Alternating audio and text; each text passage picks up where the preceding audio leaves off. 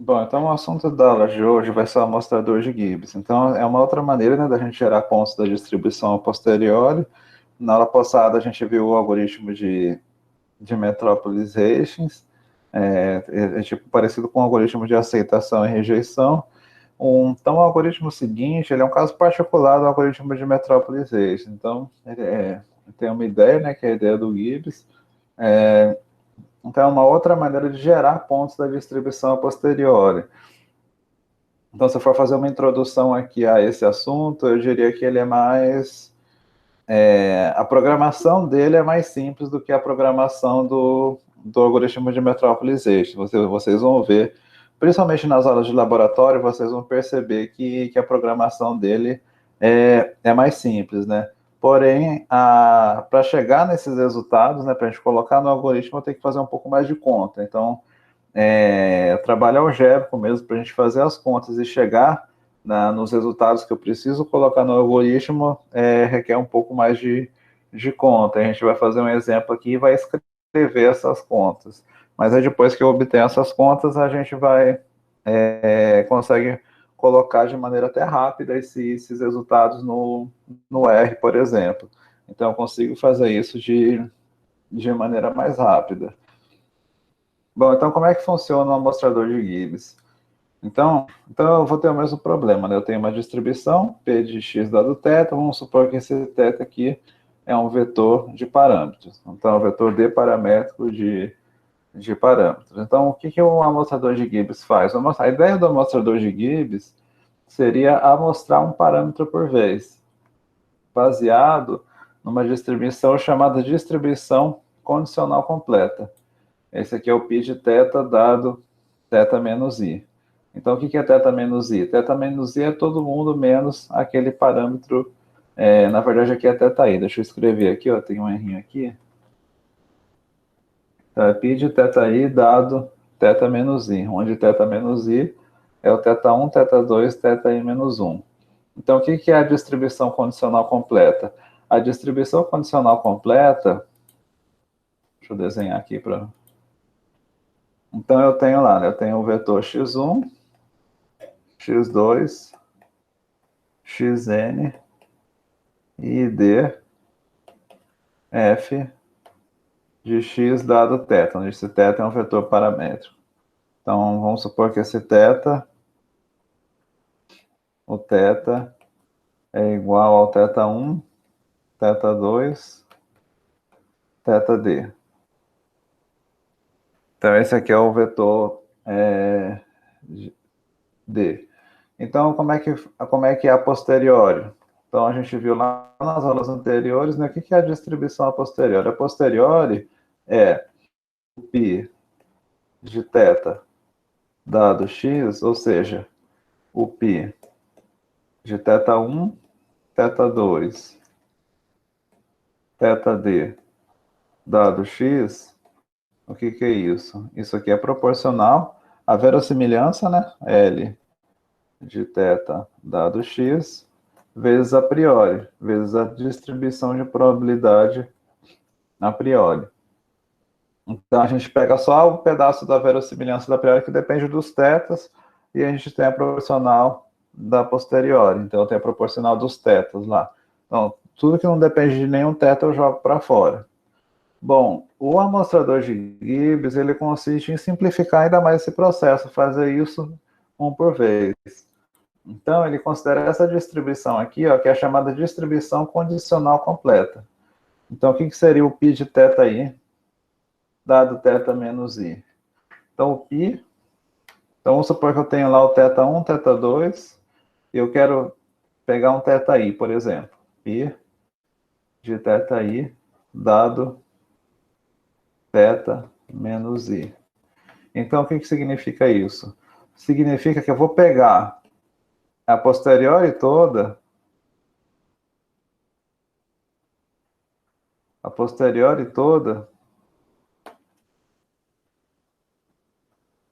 eu vou pegar a posteriori toda e eu vou pegar a posteriori toda só o que depende de i. Só o que depende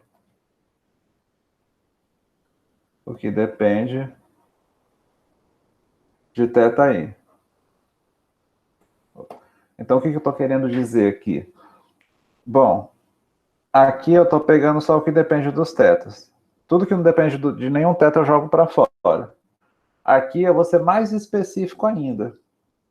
Então, o que eu vou fazer aqui? Eu vou pegar essa posteriori aqui, tudo que não depende especificamente do θi, tudo que não depende dele eu vou jogar para fora. E aí eu vou ver o que sobrou que depende só do θi. Então, o que eu vou ver? Então, eu vou verificar. Verificar. Então, na condicional completa...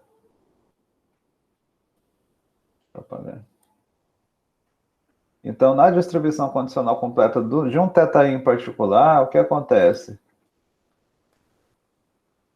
Então, na distribuição condicional completa, o que vai acontecer? Na distribuição condicional completa, só o θi é o parâmetro. Só o θi é o parâmetro. Então, eu tenho que olhar só o que depende do θi. Porque os outros... Então, na condicional completa do θi, o θi é o parâmetro e os outros θs, eles são tratados como constante. Então, os outros θs são tratados como constante. Tudo que não é θi é constante, inclusive os outros θi's.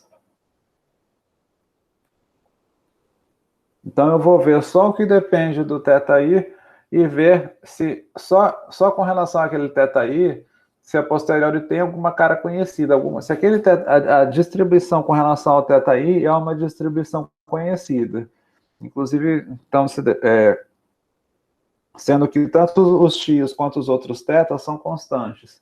Então, eu vou verificar. Então, se eu consigo ver que o θi, dado o resto, ou seja, se eu olhar só um pedaço de θi e tratar os outros como constante, eu tenho uma distribuição conhecida, vamos supor que se eu olhar só a cara do θi, é uma distribuição normal, uma distribuição gama e assim por diante, eu posso gerar pontos exatamente dessa distribuição normal, dessa distribuição gama, ou qualquer outra distribuição que seja conhecida. Então, o algoritmo, um amostrador de Gibbs, consiste em fazer isso um por um. Então, eu vou repetir esse processo aqui um por um, para o θ1, para o θ2, para o θd.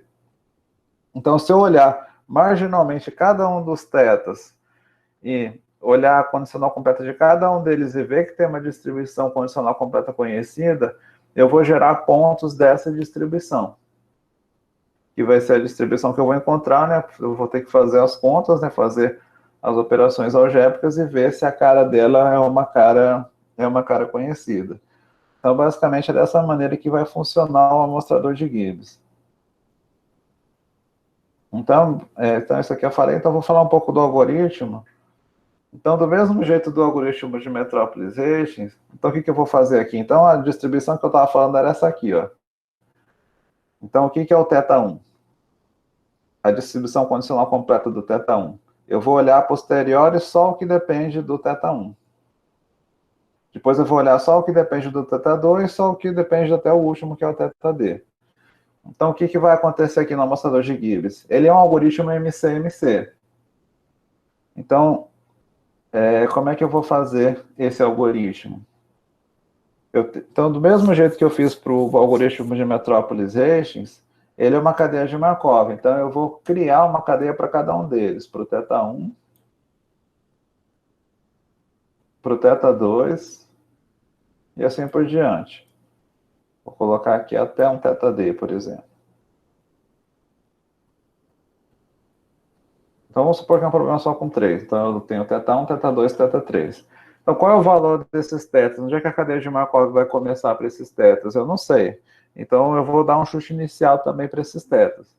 Então, eu vou dar um chute inicial, vou colocar aqui o θ1. Então, venho aqui, dou um chute inicial para o θ1. Então, esse aqui é o θ1 no tempo 0. Vou dar um chute inicial para o θ2. Eu vou ter o θ2 no tempo 0 e tem o chute inicial para o θ3. θ3 no tempo 0. Aí eu vou atualizar. Como é que eu faço para atualizar agora? O que vai mudar nesse algoritmo é exatamente o passo da atualização. Então, nesse caso, eu vou fazer o seguinte. Como é que eu vou atualizar o θ1? Eu venho aqui, ó. Então, eu vou verificar. Eu vou olhar a distribuição condicional completa dele. Então, se eu pegar a distribuição a posteriori e ver só o pedaço que depende do θ1, se eu olhar, se eu tratar, então nesse caso aqui, eu estou tratando só o θ1 é a variável aleatória.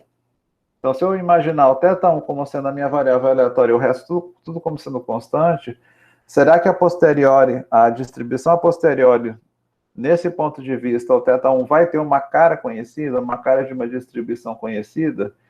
Então, se tiver uma cara conhecida, normal, gama, seja lá o que for, né, seja qual distribuição que for, eu vou gerar ponto exatamente dessa distribuição conhecida. Então, eu vou atualizar, vou gerar um ponto dessa distribuição conhecida. Então, para eu ir do θ1, então eu vou gerar um ponto dessa distribuição, vamos supor que esse ponto que eu gerei está aqui. Então, esse ponto que eu gerei vai ser o θ1. Bom, então o θ2, como é que eu faço para atualizar? Eu faço do mesmo jeito. Então, eu vou pensar, imaginar só o θ2 como sendo variável aleatória. Então, o θ2, se eu imaginar, pegar a posteriori toda e imaginar só o θ2 como sendo variável aleatória, se eu verificar que ela tem uma distribuição conhecida, sei lá, uma gama, por exemplo, eu vou gerar um ponto dessa distribuição gama. E aí eu vou gerar um ponto dela, vamos supor que o ponto que eu gerei vai estar aqui. Então, o ponto que eu gerei vai estar aqui, vai ser o θ2 na posição 1. E a mesma coisa para o θ3. Vou verificar a posteriori e ver o que depende só do θ3. Tem uma cara de uma distribuição conhecida? Tem. Aí eu vou gerar um ponto dessa distribuição que eu obtive. Então, vou gerar um ponto, vamos supor que o ponto que eu gerei está aqui. θ3, 1. Então, eu terminei o primeiro passo do MCMC. E o segundo passo, eu repito esse processo várias vezes. Então, esse processo aqui eu vou repetir várias vezes. Então, gerei o θD, volto lá para o passo anterior.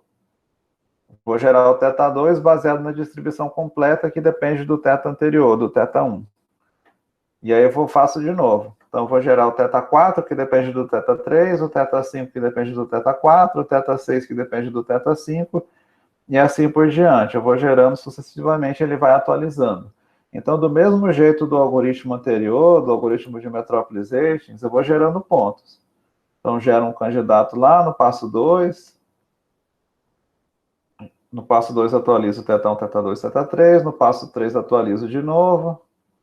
E assim por diante. E vai fazendo. Então, o que acontece? Ele vai atualizando. Do mesmo jeito do algoritmo de Metropolizations, aos poucos ele vai entrar numa distribuição de equilíbrio. Então, ele vai fazendo isso, né?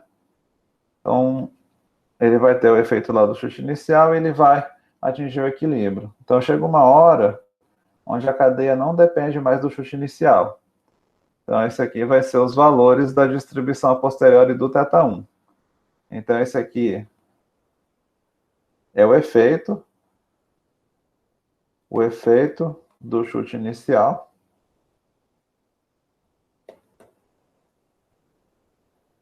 E esse aqui são os pontos da posteriori. Quando eu já tirei o efeito do chute inicial. Então, ele vai fazer para o θ1, faz para os outros θs, né? Então, simultaneamente, né, ele vai fazer para o θ2, θ3, até um vetor de dimensão D. Então, a grande dificuldade desse algoritmo aqui, né, a grande complexidade desse algoritmo está exatamente em encontrar a cara dessa distribuição condicional completa 1 por 1.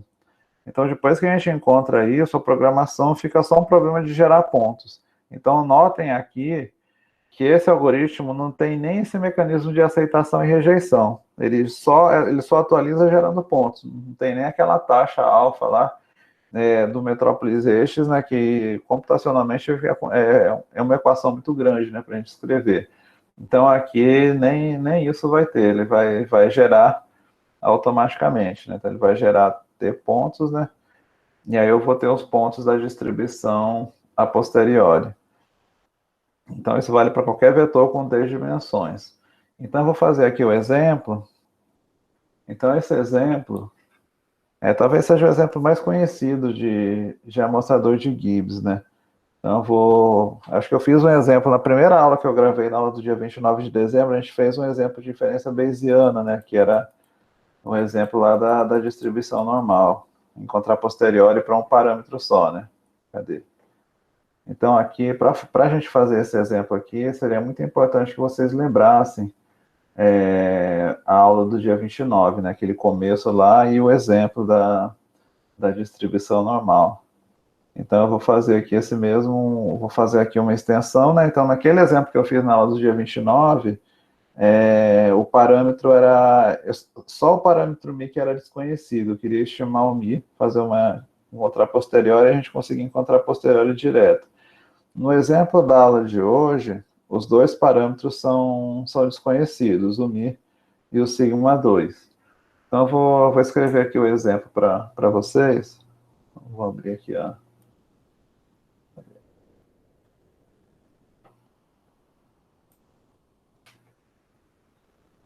Então, o exemplo é o seguinte. Exemplo, seja x1, xn e d normal, com média μ e variância sigma 2. Bom, na inferência bayesiana, geralmente quando a gente trabalha com a distribuição normal, com a variância na distribuição normal, a gente considera não trabalhar com sigma 2, a gente considera trabalhar com o parâmetro φ, que é o parâmetro de precisão, que é 1 sobre sigma 2. Então, eu trabalho com esse parâmetro aqui. Por quê? Porque a gente vai ver aqui na inferência bayesiana que tem algumas vantagens trabalhar com essa reparametrização. Ó.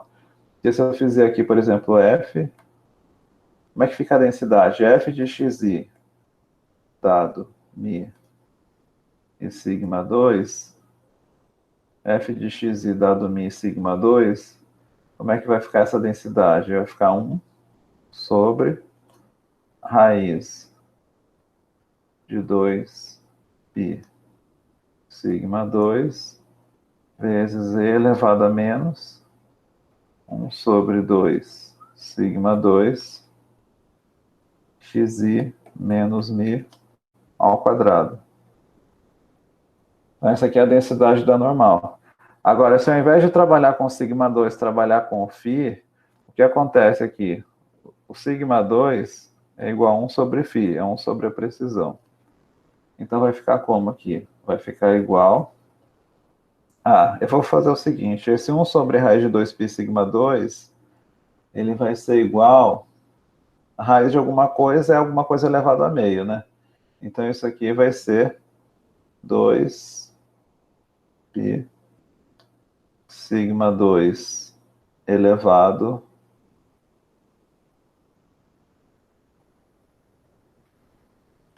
deixa eu ver aqui. Eu vou escrever desse. Eu vou escrever desse jeito aqui, né? Vai ficar 1 sobre 2π sigma 2, tudo isso elevado a meio. Então, isso é a mesma coisa, que a raiz vai ficar e elevado a menos 1 sobre 2 sigma 2 xi menos μ ao quadrado. Bom, então ao invés de trabalhar com sigma 2, que é a variância, eu vou trabalhar com a precisão, que é 1 sobre a variância. Então tudo que é sigma 2 ali, eu vou chamar de 1 sobre φ. Então a densidade da normal vai ser igual a, olha só, 1 sobre φ igual a sigma 2. Então o sigma 2 está no denominador, o φ é o contrário, né? O inverso dele. Então vai ficar φ sobre 2π elevado a 1 sobre 2. Aí na exponencial fica e elevado a menos 1 sobre 2. Então, o sigma 2 está embaixo, ó, o φ é o contrário dele. Então, o φ ele fica em cima. Fica φ xi menos μ ao quadrado. Então, essa aqui é a densidade da distribuição normal. A densidade é a mesma densidade, só muda o parâmetro. Então, em vez de chamar o parâmetro de sigma, eu estou chamando de 1 sobre φ. Então, se eu quiser recuperar a variância, é só fazer o contrário. Eu estimo φ e faço 1 sobre φ e recupero a variância. Bom, então essa é a densidade. Como é que fica a verossimilhança? A verossimilhança vai ficar L de μ sigma 2, dado o vetor todo, né? Então ele vai ser o produtório de igual a 1 até n, f de xi, dado μ sigma 2. Então, vou fazer o produtório dessa função aqui, né? Então, vai ser o produtório de igual a 1 até n, vai ficar φ sobre 2π elevado a 1 sobre 2, e elevado a menos 1 sobre 2, φ xi menos μ ao quadrado, né? Bom, então o produtório disso aqui, ó, o produtório desse primeiro pedaço aqui, isso aqui é constante com relação a i, então eu estou multiplicando essa mesma coisa n vezes, então vai ficar esse pedaço elevado a n sobre 2, e o produtório da exponencial, a gente sabe que é o exponencial da somatória. Então a função de verossimilhança, então vai ficar como? Vai ficar L de μ φ dado x, então vai ser igual a φ sobre 2π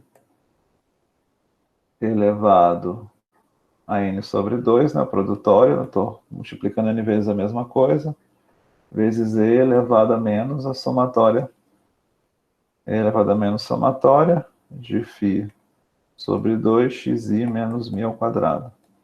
O φ sobre 2 aqui ele é constante, né, eu posso passar ele para fora da somatória, vai ficar melhor. Então a verossimilhança vai ser φ ficou feio esse fizinho aqui. Deixa eu apagar ele. Pronto. Então vai ficar φ. Ficou feio do mesmo jeito, mas tudo bem. Φ sobre 2π elevado a n sobre 2 e elevado a... Então vou passar isso aqui para fora, vai ficar elevado a menos... elevado a menos φ... Não estou conseguindo escrever o φ direito.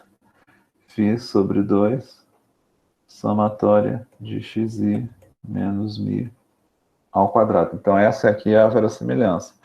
Agora a gente tem que atribuir as distribuições a priori para μ e φ. Então, para atribuir uma distribuição a priori, eu tenho que determinar, né, qual a informação inicial que eu tenho com relação a essa determinada distribuição. Então, para determinar os parâmetros dessa a priori. Mas para determinar qual seria a distribuição a priori, seria bom eu ver qual é o espaço paramétrico dessa variável. Então, por exemplo, o μ, ele é o parâmetro μ da distribuição normal, ele pertence aos reais. Então, eu poderia atribuir para ele, a priori para ele, uma distribuição que depende, que varia nos reais. Então, nesse caso aqui, eu poderia atribuir para ele o μ, uma normal, com média... Deixa eu escrever, eu vou escrever a mesma notação que está aqui no livro, só para não me perder, pronto. Então, vai ser uma normal com média μ0 e sigma 0 ao quadrado. Então, a priori, o μ vai ser uma normal μ0 e sigma 0 ao quadrado. E quais seriam esses valores de μ0 e sigma 0 ao quadrado? Então, seria a informação inicial que o pesquisador tem a respeito do fenômeno que ele está trabalhando. Então, por exemplo, se o μ é a média de temperatura, então μ0 seria, sei lá, vou perguntar para um pessoal da meteorologia qual o valor que ele espera que seja a média de temperatura que eu estou analisando. Então, ele vai falar que sei lá, é 30. Então, eu venho aqui e coloco μ0 igual a 30. E com qual certeza que ele tem que essa média vai ser 30. Então, baseado nesse grau de certeza ou incerteza que esse pesquisador tem, eu vou atribuir aqui o meu sigma 0 ao quadrado, a minha variância. Então, se ele tem muita certeza, eu coloco bem pequenininha a variância. Agora, se o pesquisador tem pouca certeza, eu vou colocar minha variância cada vez maior. E a mesma coisa vale para o φ, para precisão. Então, no caso do μ, vai ser uma distribuição normal. E o tal, ou φ, né? Lá o livro tá tal, eu chamei de φ. Como o φ é um parâmetro sempre positivo, eu tenho que atribuir para ele uma distribuição positiva. Então, nesse caso, eu coloquei aqui uma distribuição gama. Gama A, B.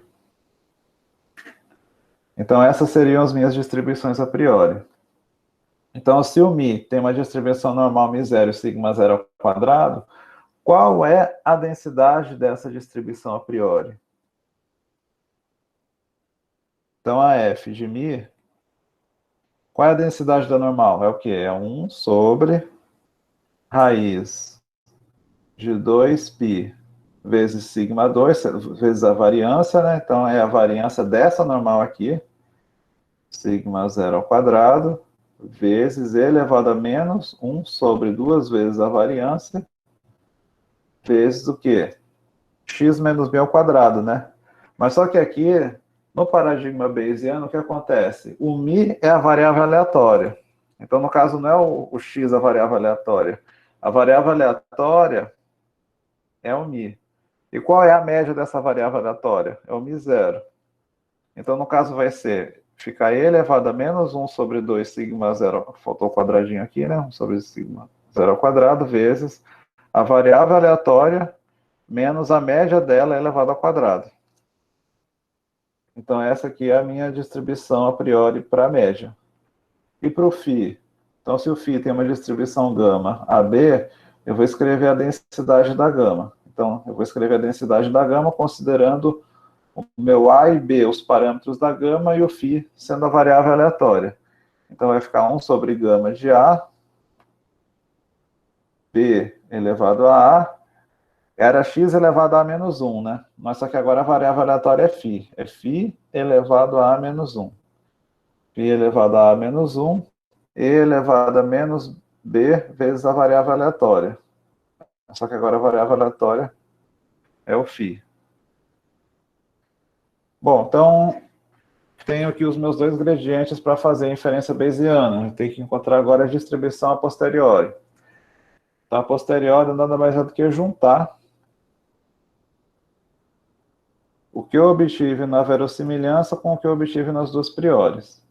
Então, a posteriori vai ser o π de μ φ dado x, vai ser proporcional à verossimilhança, né? L de μ φ dado x vezes a priori. A densidade a priori do μ vezes a densidade a priori do φ. Bom, então eu vou pegar, com relação à verossimilhança, eu tenho que pegar só o que depende dos parâmetros, do φ e do μ. Tudo que não depende do φ e do μ, eu não preciso colocar. Então, eu vou olhar logo aqui na verossimilhança e nas priores se tem alguma coisa que não depende nem do φ nem do μ. Então, se eu olhar aqui na verossimilhança, o único pedaço que não depende do φ e do μ é esse pedaço do 2π. Então, isso aqui é constante. Com relação a priori do μ, a única coisa que não depende do μ que é constante é esse pedaço aqui. E com relação ao φ, esse pedaço aqui não depende do φ. Então, não preciso dele na hora de eu fazer a minha conta da posteriori. Então, para escrever a posteriori, eu posso ignorar esses pedaços que eu circulei em vermelho.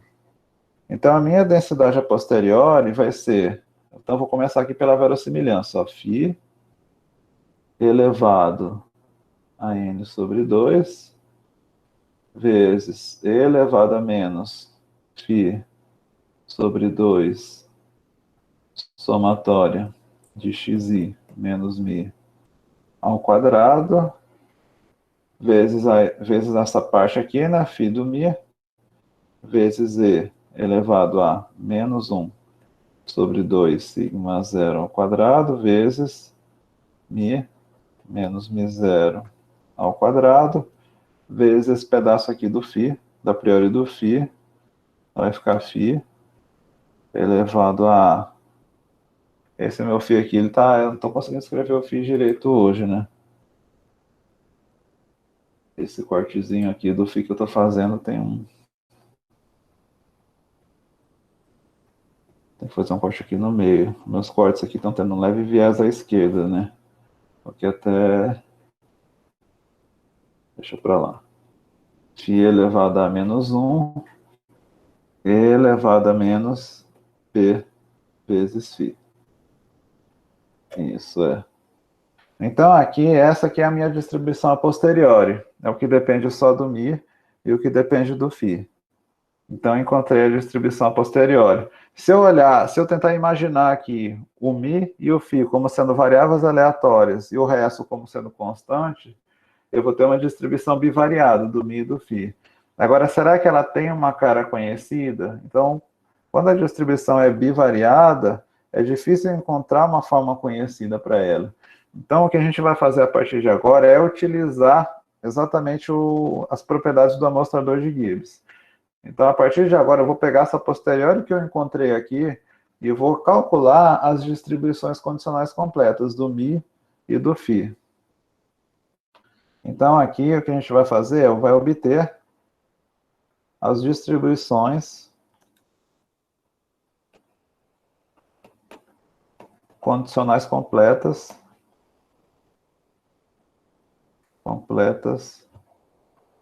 de mi e φ.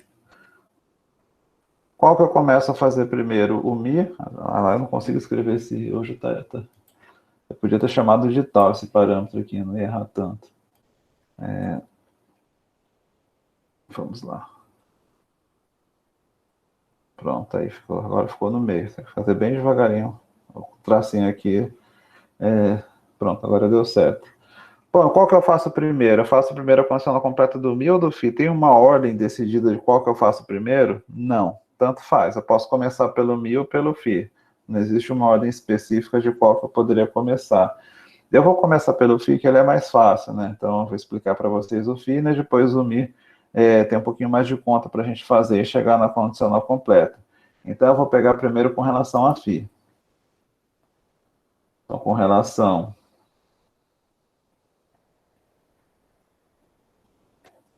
a conta é um pouco mais fácil, né? O difícil é escrever o φ, né? Fazer o tracinho certo aqui.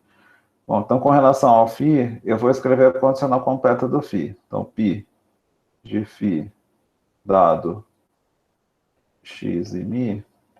Então, o que eu vou fazer agora para calcular esse π de φ? Eu vou lá na minha posterior, eu vou aqui no slide anterior, ó. Então, eu vou pegar essa posterior toda aqui. E aí, eu vou excluir o que não depende do φ. Então, tudo que não depende do φ não vai me interessar aqui. Então, eu vou excluir o que não depende do φ. Então, se eu olhar aqui essa distribuição, a maioria dos termos aqui depende do φ, né? Então, o único pedaço que não depende do φ seria esse pedaço da priori do mi, ó. Então, esse pedaço aqui ele é constante com relação a φ. Agora, os outros pedaços dependem do φ.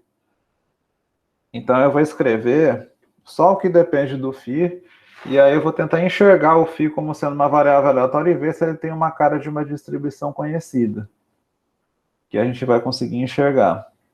Então, vocês vão ver que tem. Então, eu vou reescrever todo esse pedaço aqui sem esse pedaço que não depende do φ. Então, vai ficar φ elevado a n sobre 2 elevado a menos φ sobre 2 somatória de xi menos mi ao quadrado. Então, essa parte é da verossimilhança, né?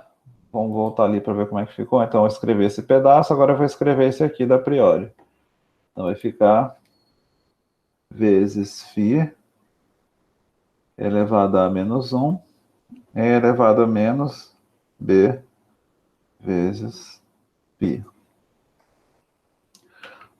Então, eu tenho 4 termos aqui que dependem de φ, né? Então, se vocês perceberem, ó, tem 2 pedaços aqui, ó, que é φ elevado a alguma coisa. Então, tem dois pedaços que é φ elevado a alguma coisa e tem outros dois pedaços que é elevado a menos φ vezes outra coisa. Então, o que eu vou fazer é juntar esses pedaços que são parecidos. Então, isso aqui vai ficar proporcional. Então, isso aqui vai ficar proporcional a φ elevado a quê? Elevado a n sobre 2 mais a menos 1. Então, vou colocar n sobre 2 mais a aqui entre parênteses, vocês vão ver daqui a pouco por quê. E aí vai ficar exponencial de menos b, menos φ, desculpa, elevado a menos φ, aí eu vou colocar em evidência. Então, elevado a menos φ, então esse pedaço aqui é 1 sobre 2, somatória de xi menos mi ao quadrado, menos b. Menos b. Bom, então se eu tentar imaginar o φ como sendo variável aleatória e o resto como sendo constante, isso aqui tem uma distribuição conhecida? Então, se vocês ainda não enxergaram, eu vou fazer o seguinte. Vamos chamar esse pedaço aqui de A1. Isso aqui é uma constante, eu vou chamar de A1. E esse pedaço aqui, eu vou chamar de B1. Então, a distribuição condicional completa com relação a φ, eu posso escrever ele como sendo proporcional a φ elevado a A1 menos 1 e elevado a menos B1 vezes φ. Então, se eu considerar o φ como sendo variável aleatória, isso aqui tem uma distribuição conhecida? Bom, então, para a gente verificar isso, vamos lembrar, lá no slide anterior, né, quando eu falo lembrar, eu tenho a impressão que é muito tempo atrás, mas é só ali no slide anterior. Lembrar da priori do φ. Vocês lembram qual é a priori do φ? Eu chamei o φ de uma gama AB. Eu chamei o φ de uma gama B. Ó. Cadê? Ó? Tá aqui, ó. φ é uma gama B. Então, se φ é uma gama B, qual é a cara dela? É φ elevado ao primeiro parâmetro menos 1 e elevado a menos o segundo parâmetro vezes o φ. Então, se vocês olharem essa cara aqui, ó, vou desenhar aqui em amarelo. Então, se vocês olharem esse pedaço aqui e o pedaço que a gente obteve aqui, ó, tem exatamente a mesma cara. É o φ elevado a alguma coisa menos 1 e elevado a menos outra coisa vezes o φ. Então, essa primeira coisa aqui é o primeiro parâmetro e esse é o segundo parâmetro. Então, essa aqui, que é a distribuição a posteriori que eu obtive, a condicional completa do φ, ela tem a mesma cara da priori. Tá vendo? Ela tem a mesma cara. Ó. Então, por consequência, então, eu sei que a minha distribuição a posteriori também é uma distribuição gama. Então, vai ser uma distribuição gama com que parâmetros? Com os parâmetros que eu encontrei ali na posteriori. Então, se φ é uma gama B, então eu vou ter aqui o π de φ é o quê? É φ elevado a menos 1, né? E elevado a menos b φ. Então, eu vou ter que o π, o θ, a condicional completa de φ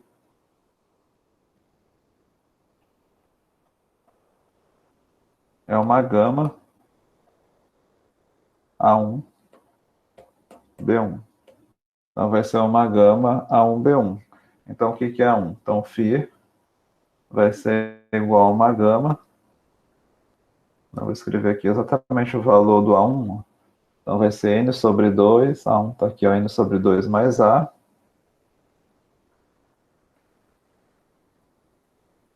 Mais A. E o B1 vai ser esse pedaço todo aqui, ó. 1 sobre 2 somatória de xi menos mi ao quadrado mais b. Mais b. Só tem um errinho aqui que eu achei agora, ó. Quando eu fiz essa simplificação aqui, né, isolei o φ, aqui fica φ elevado a menos 1 sobre 2, né? E aqui fica φ elevado a menos b, né? O negativo está em evidência também, então por isso que aqui é mais b, não é menos. Então, coloquei o negativo em evidência, o menos aqui dentro do parênteses fica mais também. Bom, então eu já resolvi metade do meu problema, né? Então eu encontrei a distribuição a posterior, a condicional completa com relação a φ. Então lá no algoritmo eu vou gerar o φ utilizando essa distribuição aqui. Então lá no R eu vou ficar escrevendo R gama. Então o φ vai ser uma R gama com esses dois parâmetros aqui. Bom, agora eu vou tentar encontrar a distribuição condicional completa com relação a mi.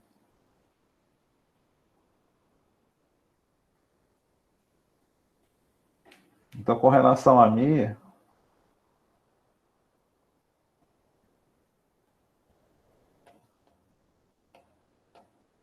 então vou encontrar o π de mi, dado φ e os dados. Então, eu vou voltar lá na posteriori toda e vou ver só o pedaço que depende do mi. Tudo que não depende do mi eu vou ignorar. Então, vocês vão ver que o que depende do mi está aqui, ó. Então na posteriori toda, ó, o que depende do mi é só o que está nas exponenciais, né? Tá vendo? Tudo que não está na exponencial, eu estou vendo aqui que não depende do mi, é constante com relação a mi. Então eu vou juntar essas exponenciais. O que depende do mi vai estar só nas exponenciais. Então vai ficar a exponencial do pedaço da verossimilhança e a exponencial do pedaço da priori do próprio mi. Então eu vou escrever aqui. Está em vermelho, eu vou escrever em azul. Então vai ser exponencial de menos φ sobre 2, somatória de xi menos mi ao quadrado, vezes e elevado a menos 1 sobre 2 sigma zero ao quadrado. Então esse é o pedaço da priori, fica mi menos mi zero ao quadrado. Bom, então o que eu tenho que fazer agora é ver tudo que depende só do mi e juntar tudo que depende só do mi para ver se eu olhar só o mi como sendo a variável aleatória, se tem uma cara de uma distribuição conhecida. Então, para juntar aqui, a primeira coisa que eu tenho que fazer é colocar tudo dentro da mesma exponencial. Então vai ficar E. E aí, o que tem de comum nas duas exponenciais? Tem menos 1 sobre 2, né? Tá vendo? As duas têm menos 1 sobre 2. Vou colocar em evidência. Então vai ficar E elevado a menos 1 sobre 2. Então vou colocar em evidência. Vou colocar até uma chave aqui, né? Então esse pedaço aqui vai ser φ vezes somatória de xi menos mi ao quadrado, menos 1 sobre sigma zero ao quadrado, mi menos mi zero ao quadrado. Bom, então ainda tem o mi nos dois pedaços, né? Então, para juntar agora o mi, tudo que depende do mi, numa cara só, eu vou ter que abrir o quadrado dos dois lados. Então, o que eu vou ter que fazer agora é abrir o quadrado e deixar só o que depende do mi. Então, isso aqui vai ser proporcional a e elevado a menos 1 sobre 2. Então, vai ser o φ vezes a somatória. Então, vou abrir o quadrado, vou utilizar a regra do quadrado, né? xi menos mi ao quadrado é xi ao quadrado, menos 2xi vezes mi, mais mi ao quadrado. Então, abri o quadrado do primeiro pedaço, vou colocar do segundo agora, menos 1 sobre sigma zero ao quadrado, Então, vou abrir agora o quadrado desse aqui. Mi menos mi zero ao quadrado. Então, o quadrado do primeiro, menos 2 vezes o primeiro, vezes o segundo, mais o segundo ao quadrado. Bom, o que eu vou fazer agora? Agora eu vou abrir aqui a somatória, né? Vou pegar a somatória de cada termo. Esse aqui vai ficar proporcional a e elevado a menos 1 sobre 2. O φ continua em evidência, né? Então, somatória de xi ao quadrado, somatória de xi ao quadrado, a somatória de menos 2xi vezes mi, o menos 2 vezes mi eu posso passar para fora da somatória, vai ficar menos 2mi, somatória de xi, e aí a somatória de mi ao quadrado, o mi é constante, né? Então é mi mais mi mais mi mais mi, eu repito n vezes. Então vai ficar mais n mi ao quadrado. Aí o segundo termo continua do mesmo jeito, né? Menos 1 sobre sigma zero ao quadrado. Vai ficar mi ao quadrado. Menos 2mi vezes mi zero. Mais mi zero ao quadrado. Bom, então percebam agora, se eu tentar imaginar o mi como sendo a variável aleatória, e só o resto como sendo, todo o resto como sendo constante, o que vai acontecer? Olha, nos dois lados da exponencial, ó, eu tenho o mi ao quadrado vezes alguma coisa, e eu tenho menos 2mi vezes alguma coisa. Então, o que eu vou fazer é juntar esses termos. Tudo que depende do mi ao quadrado eu coloco em evidência, e tudo que vai ser menos 2mi eu vou colocar em evidência. E tem dois termos aqui, ó, que não dependem do mi.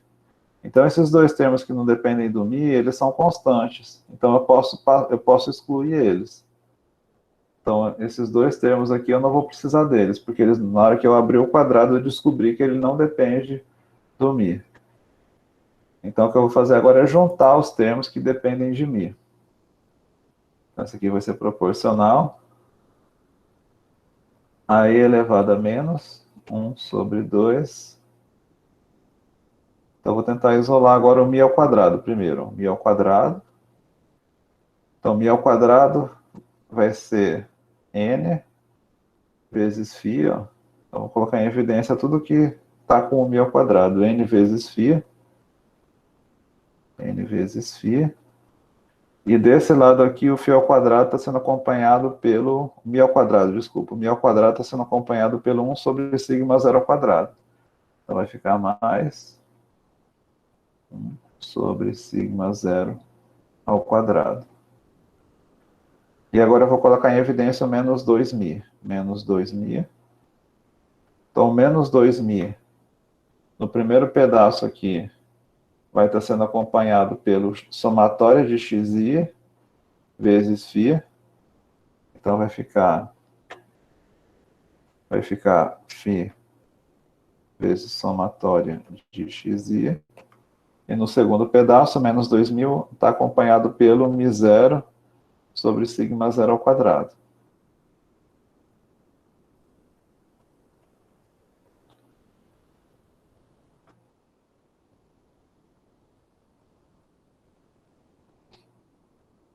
Bom, então se eu tentar olhar só o mi como sendo a variável aleatória, isso aqui tem uma cara conhecida e o resto como constante, né? Então, para tratar o resto como constante, para ficar mais fácil a visualização, eu vou chamar isso aqui... Eu vou chamar isso aqui, por exemplo, sei lá, vou chamar isso aqui de um quadradinho. Isso aqui é um quadradinho, esse termo todo. E esse termo aqui eu vou chamar, sei lá, de um triangulinho. Então, quadradinho e triangulinho são constantes. Então, isso aqui vai ser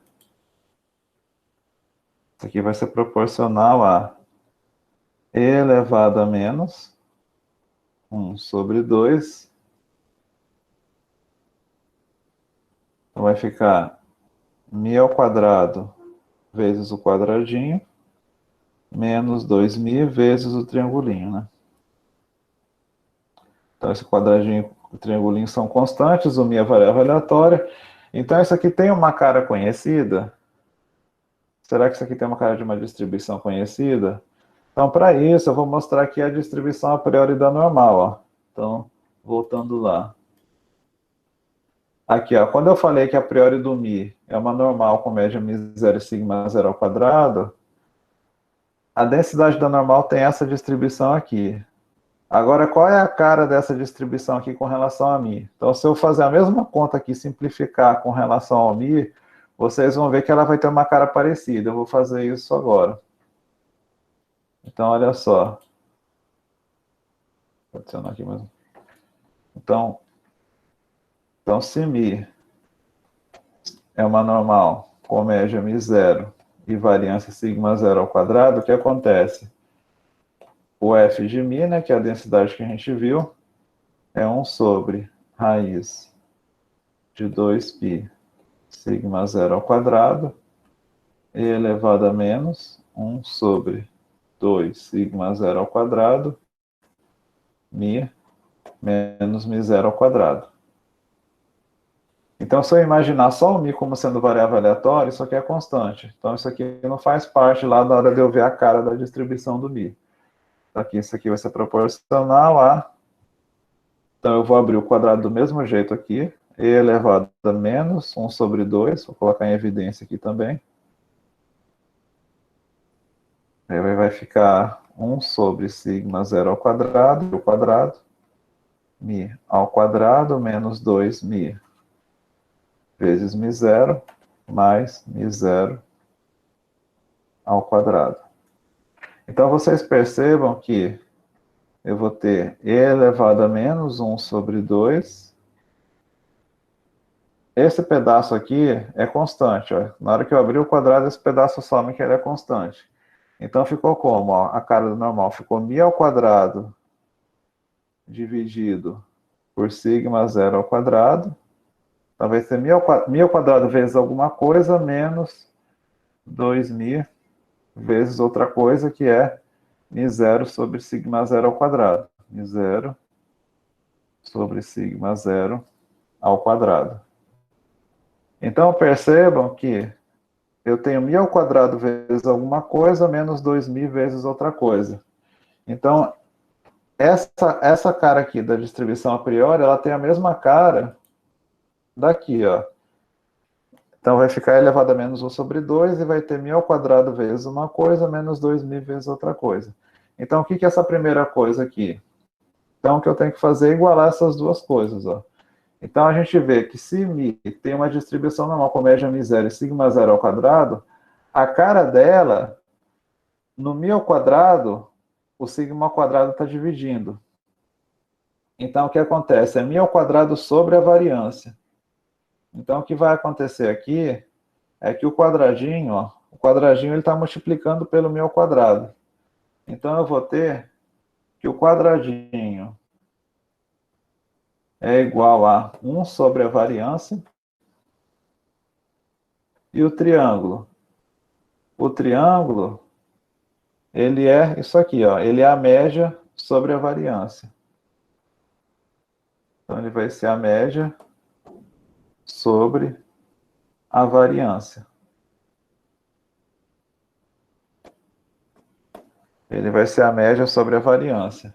Então, no caso, a variância da distribuição a posteriori vai ser o contrário, o inverso do quadradinho. Então, a variância vai ser igual a 1 sobre o quadradinho. O que é o quadradinho mesmo? Vamos voltar lá. Ó, o quadradinho, ó, nφ mais 1 sobre sigma 0 ao quadrado. Então, tá.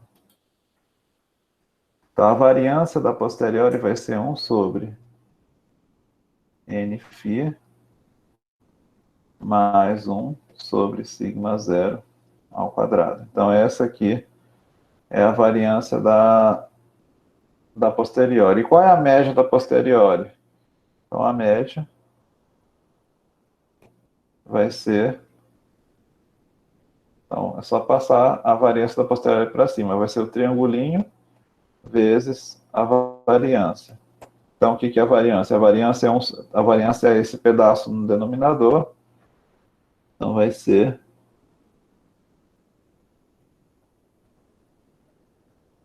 Nφ mais 1 sobre sigma zero ao quadrado, vezes o triangulinho. Quanto que é o triangulinho que a gente encontrou lá no slide anterior? Tá aqui, ó, φ, somatória de xi, né, mais, aqui tem o mais, né? Esqueci de colocar um mais aqui. Mais, né? Mi zero sobre sigma zero ao quadrado.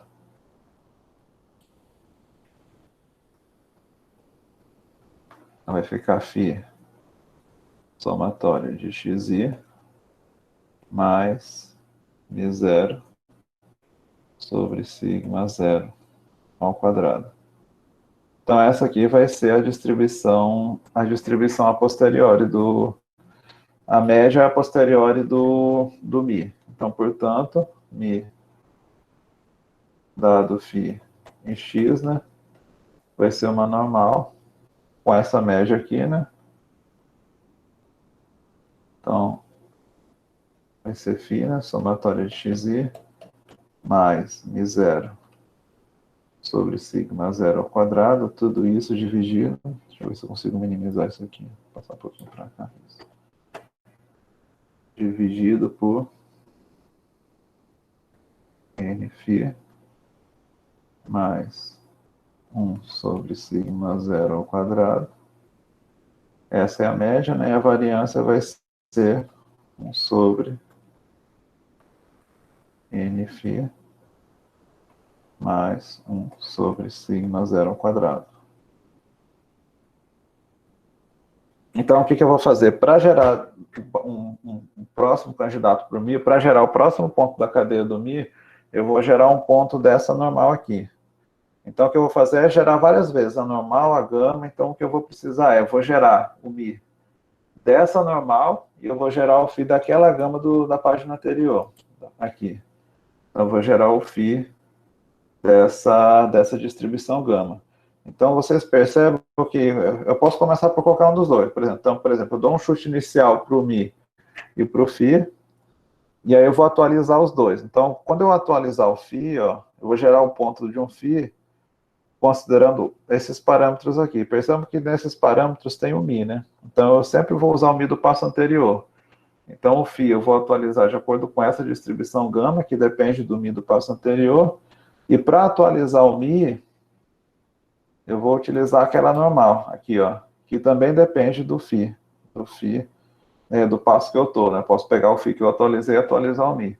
Então, eles vão se atualizando de maneira recursiva, né? Um vai atualizando o outro, vou repetindo várias vezes, de tal forma que os dois parâmetros, ao longo do tempo, eles vão atingir a distribuição de equilíbrio. Do jeito que eu falei lá na aula passada do algoritmo de Metropolizations, aqui vai acontecer a mesma coisa. Vou fazendo isso várias vezes até obter a distribuição de equilíbrio. Então, o algoritmo, eu escrevi aqui no livro, ó. Então, aqui essas contas aqui que estão no livro foram as que eu acabei de fazer com vocês. Quero mostrar o algoritmo, pronto. Ó. Então, só a anotação aqui está um pouco diferente, né? Então, na normal e na gama, né? Vocês consideram o que eu falei lá no OpenBoard, né? Nas linhas ali no caderno. Então, como é que funciona o algoritmo? Eu dou um chute inicial para o Mi e para o φ, na verdade aqui é para o φ, né? Então, vou dar um chute inicial para os parâmetros. E aí eu vou atualizando eles. Então, por exemplo, o Mi1 vai ser aquela normal. Vou gerar um ponto daquela normal. Vou usar o R-norm com aquela média, aquela variância. E aí eu vou atualizar o φ. O φ1 vai ser uma R-gama com o A1 e o B1 que eu encontrei lá nas contas. E aí eu vou para o passo 2. E aí o passo 2 eu vou atribuir. O Mi2 vai ser uma normal com a média e a variância, já com o φ atualizado. E o φ seguinte vai ser a gama com A1 e B1, onde nesse A1 tem o Mi atualizado já. Então, eles vão se atualizando simultaneamente dentro do algoritmo. E aí vai chegar uma hora, né, que eles vão entrar em uma distribuição de equilíbrio. Então, eu vou gerar milhares de vezes isso, né, pela 10.000 vezes, e vou pegar esses pontos como sendo pontos da distribuição a posteriori dos parâmetros. Então, esse processo vai se repetindo, né, recursivamente, várias vezes. Então, basicamente, é assim que funciona o amostrador de Gibbs, né? Eu gero simultaneamente, né, em conjunto esses valores, né? Deixa eu voltar aqui. Então, o que eu vou fazer, eu vou fazer um desenho um pouco parecido com esse aqui que eu fiz.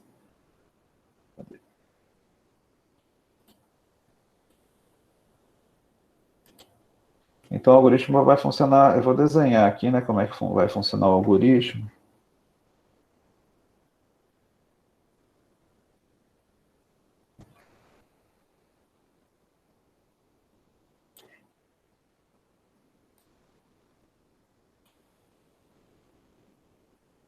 Então, eu vou atualizar o mi e o fi. Então, a primeira coisa, eu vou dar um chute inicial para eles. Então, eu vou dar um chute inicial.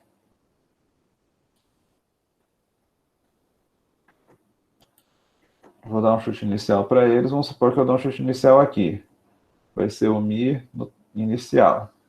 Eu vou dar um chute inicial aqui, um fi inicial.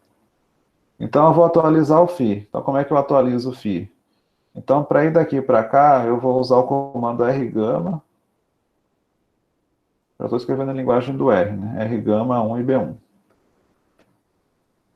Então, percebam lá nas contas, aqui o A1 que eu usei na gama, tá aqui, ó, o A1 e B1, né? Então, perceba que o B1 depende do Mi. Então, para calcular esse B1 dessa gama aqui, ele vai pegar esse aqui, ó. Ele vai pegar esse aqui. Então, na hora dele fazer uma R gama 1 B1, ele vai pegar esse Mi aqui do passo anterior. Então, ele vai usar o B1, vai gerar uma gama. Então, esse ponto da gama que ele vai gerar, sei lá, pode ser um pouco para baixo, para cima, né? Vamos supor que deu aqui. Vamos supor que deu aqui. Então, aqui eu vou ter o Φ no instante 1. Atualizei o Φ, agora eu vou atualizar o Mi. Então, para atualizar o Mi, eu vou usar uma rnorm. Rnorm com aqueles parâmetros lá, né? Com os parâmetros que eu encontrei na condicional completa. Deixa eu voltar aqui. Tá aqui, ó. Então, eu vou usar, eu vou gerar essa normal aqui. Então, percebam que essa normal aqui depende do Φ também. Então, na hora de gerar essa normal, calcular a média e a variância da normal que eu vou gerar, eu vou precisar desse aqui. Então, eu vou pegar esse valor que eu atualizei aqui para gerar o próximo ponto da normal. Então, para calcular aqui, né? Fazer o R-norm. Então, quando eu faço R-norm, vamos supor que caiu esse ponto aqui. Atualizei o Mi. Agora eu vou atualizar o Φ de novo. Vou para o passo 2.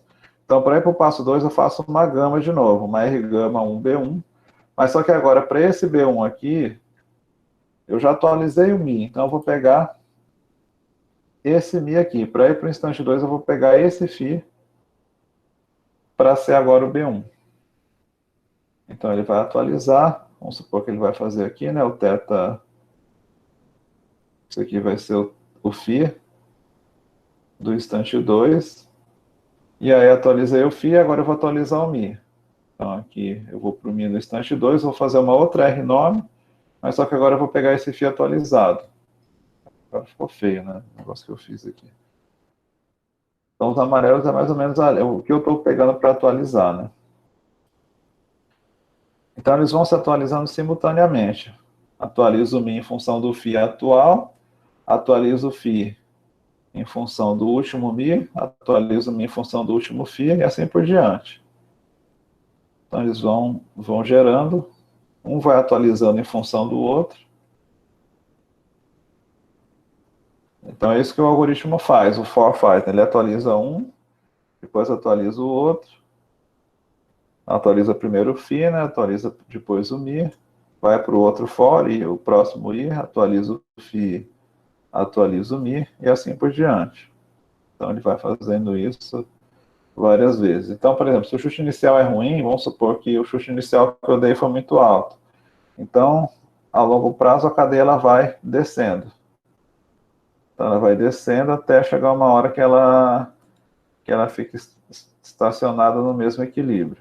A mesma coisa que vale para o beta, né? Para o φ, se eu der um chute inicial muito ruim, a cadeia, ela, a longo prazo, ela sobe e desce um pouco, mas a longo prazo ela mais, nesse caso, ela mais sobe do que desce, até ela atingir um equilíbrio.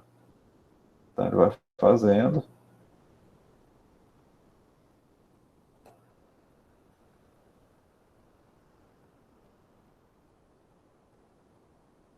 Então, ele vai fazendo aqui várias vezes, né? Então, eu faço um corte aqui. Então, essa primeira parte aqui eu não considero pontos da posteriori, porque aqui eu ainda tenho o meu efeito do chute inicial.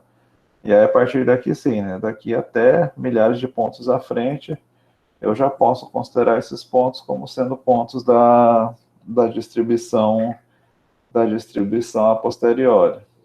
Então, assim, esse pedaço aqui do desenho é parecido com o que a gente fez lá no algoritmo de Metrópolis Eixes.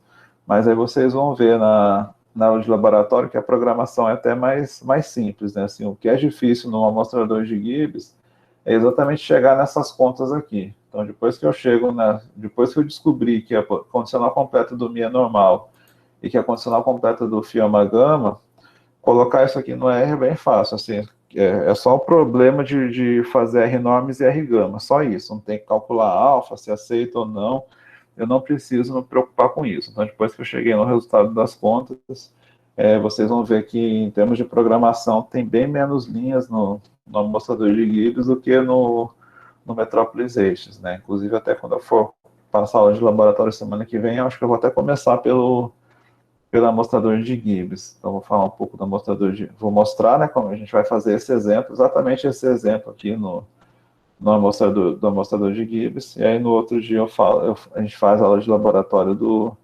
Metropolization, né, que é um algoritmo. A gente vai demorar um pouquinho mais para a gente fazer esse algoritmo. Bom, então basicamente é assim que funciona o amostrador de Gibbs. Então, então tem outros exemplos, né, que dá para a gente fazer o amostrador de Gibbs, mas nem sempre isso acontece, né? Então, o que vai acontecer na prática?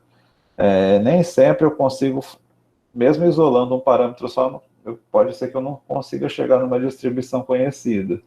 Então, embora o algoritmo de Gibbs seja melhor para programar, vai ter situações como, por exemplo, a da gama, da aula passada, que a gente não consegue achar a condicional completa conhecida. Então, nesse caso, a gente tem que recorrer ao Metropolizations. Daria para fazer o exemplo da normal pelo Metropolizations? Daria, sim. Qualquer exemplo daria para fazer com o algoritmo de Metropolizations. Mas se dá para utilizar o amostrador de Gibbs, dá para simplificar a programação, melhor.